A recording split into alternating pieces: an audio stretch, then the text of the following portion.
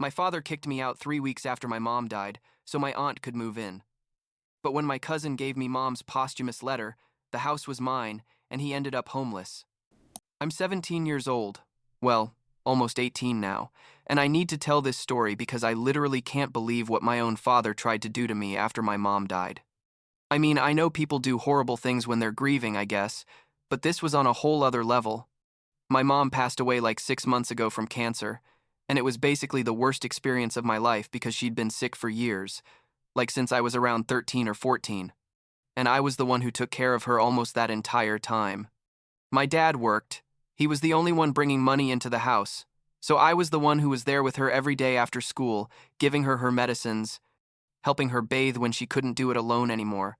All those things a teenager shouldn't have to do, but you do because you love her and you don't have a choice. Looking back, I should have noticed something was off with my dad even before mom died. He kind of distanced himself from us during the last year of mom's illness. Spent more time at work, came home late, that kind of thing. But I was so focused on taking care of mom that I didn't pay much attention to it, you know? I thought it was his way of dealing with the pain, that he couldn't stand seeing her like that. Now I realize he was probably already planning everything that came after, or at least his mind was already somewhere else. When mom finally died, it was devastating, but also like a strange relief, you know what I mean? Because she had suffered so much for so long that part of me was glad she didn't have to go through that anymore. The funeral was horrible. Obviously, I cried like never before in my life, and my dad was there but kind of absent, you know, like physically present but mentally on another planet. Aunt Patricia, my mom's sister, was there too with Sophie, my cousin, who's 19 years old. Aunt Patricia was crying a lot, hugging my dad, saying things like, "We're here for you, and family has to stick together in these moments." I thought she was just being supportive, being a good sister honoring my mom's memory. The first 2 weeks after the funeral were weird and quiet. The house felt empty without mom, and I didn't know what to do with myself. I'd spent years taking care of her, and suddenly, I didn't have that purpose, that routine. My dad didn't talk much either. He'd come home from work, eat dinner in silence, and go to his room. I spent most of my time in my bedroom, trying to process everything, crying when no one could see me, that kind of thing. And then, like 3 weeks after mom died, my dad told me we needed to talk. I sat down in the living room thinking it was going to be one of those conversations about how we were going to move forward, how we had to support each other. I don't know. But no. What he told me was, "I've been spending time with Patricia, your aunt, and we've realized we have a special connection, and we're going to try to have a relationship." Just like that, out of nowhere. Without any kind of preparation. I sat there like in shock, processing what I'd just heard, and all I could say was, "Seriously? Mom's sister? 3 weeks after she died?" My dad got defensive immediately, saying that grief affects everyone differently, that Patricia and he had been supporting each other a lot during this difficult time, that my mom would have wanted him to be happy. And I literally yelled at him, "Mom would have wanted you to sleep with her sister a month after dying?" That started a huge fight where he accused me of being selfish, of not understanding that he was suffering too, of not wanting to see him happy. The truth is, I didn't care if he wanted to be with someone eventually, but mom's sister, so soon? It was like a betrayal of her memory, you know? After that conversation, things in the house got tense. My dad started going out more, obviously with Aunt Patricia, and when I'd ask him something or try to talk to him, he'd ignore me or give me short answers. It went on like that for like 2 months, with him basically living his new life and me feeling more and more alone in that house that suddenly didn't feel like my home. I kept going to school, trying to keep my grades decent, but everything felt like it was on autopilot. And then one day I came home from school, and Aunt Patricia was there, in the kitchen, making dinner like it was nothing. My dad was sitting at the table and told me, "Patricia is going to stay with us for a while. She needs a place while she sorts out some things with her house." I didn't say anything, just went to my room. But inside, I was furious. He hadn't asked me, hadn't given me any kind of warning, just decided to move my dead mom's sister into our house. And the worst part is, she acted like she had every right to be there, moving things around, reorganizing the kitchen, putting her products in the bathroom. It was like she was trying to replace my mom, and I couldn't stand it. Like 3 weeks went by with her living there, and the tension was unbearable. I basically hid in my room all the time, only went out to go to school or grab something quick to eat when they weren't around. But then came the moment that changed everything. One afternoon, my dad called me to the living room again, and this time both he and Aunt Patricia were there waiting for me. I sat down and my dad told me, "Sophie is going to move in with us because Patricia sold her apartment, and we need you to go live somewhere else to make room." I literally couldn't believe what I was hearing. I said, "You're kicking me out of my own house?" And he said, "This is my house. I pay for everything here, and I need you to be mature and understand that things have changed." Aunt Patricia was sitting there with this expression of fake compassion, saying things like, "We understand this is difficult for you, Dylan, but you have to think about the well-being of the whole family." And I was thinking, the well-being of the whole family? Where was that concern? When you decided to get involved with your sister's widower a month after she died? I tried to reason with him, told him I only had 1 year left before graduating high school, that I had nowhere to go, that all my friends and my school were here. But he just repeated that it was his house and his decision, and gave me 1 week to find a place. 1 week. To leave the only house I'd known in my life. The house where all my memories with my mom had been. I went to my room and cried for hours, feeling completely betrayed and abandoned. The next few days were horrible. Sophie moved in, and my dad and Aunt Patricia started packing my things without my permission, putting everything in boxes, like I didn't live there anymore. Sophie was the only one who seemed to feel any remorse about the situation. She tried to talk to me, to apologize for what her mom and my dad were doing, but I was so angry I basically ignored her.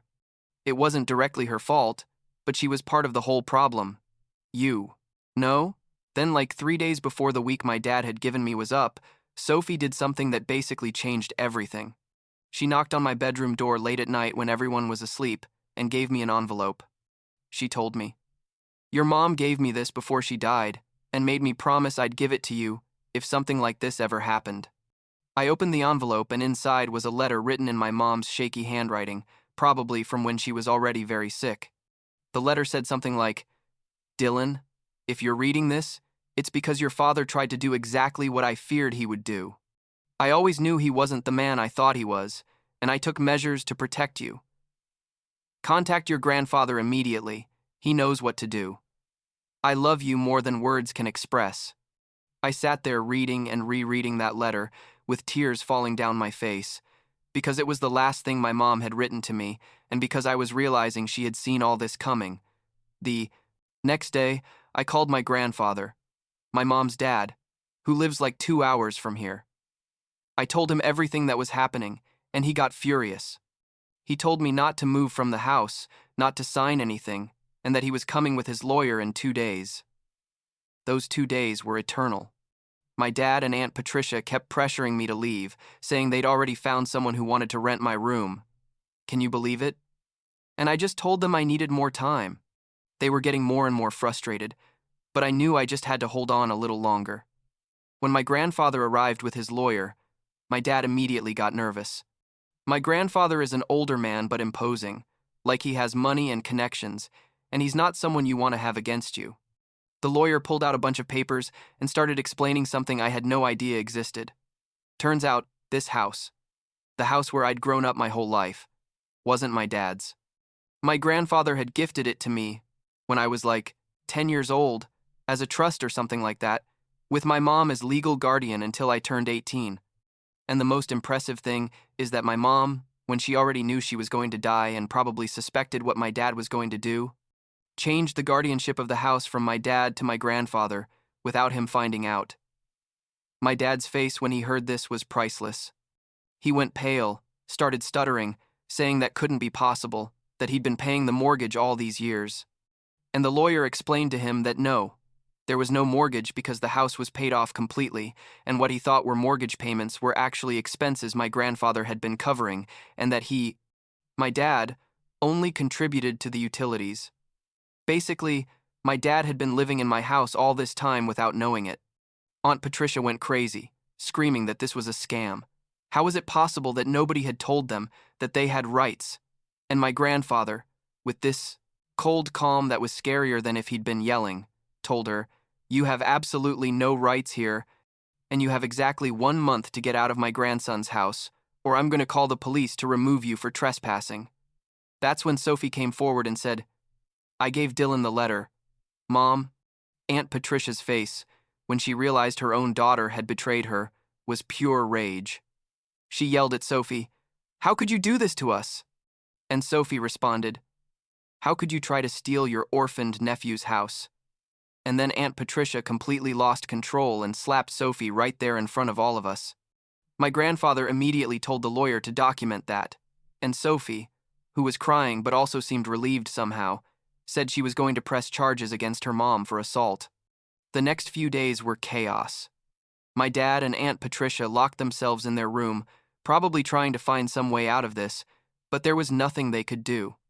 My grandfather's lawyer had already formally notified them that they had 1 month to vacate the property.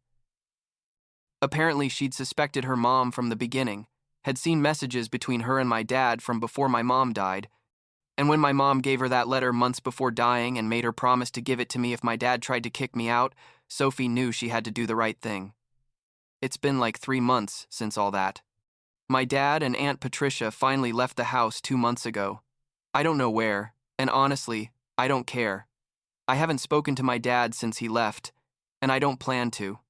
Sophie pressed charges against her mom, and there was a hearing where they basically gave her a restraining order and she had to pay a fine. My grandfather moved in with me, and now we live together in the house. He basically became my legal guardian until I turned 18 inches like 2 months, and we've been fixing up the house, changing things, making it feel like a home again. Sophie comes to visit us often and we've become much closer. She cut contact with her mom and is trying to rebuild her life too. She says she feels guilty for not doing something sooner, but I tell her all the time that she's the reason I'm not on the street right now, that she basically saved me. My grandfather has been incredible too. He's helping me process everything with therapy, and he's supporting me to finish high school and think about college. Yesterday I found another box with my mom's things that my grandfather had saved, and inside were photos of when I was a baby, of her young and happy, before everything went to hell. I sat there looking at those photos for hours, thinking about everything she did to protect me, even when she already knew she was going to die. And I realized she was the only one who really loved me unconditionally in this whole horrible situation. My dad chose his temporary happiness over his own son, but my mom, even from the grave, kept taking care of me. I guess that's the only thing that gives me peace in all of this.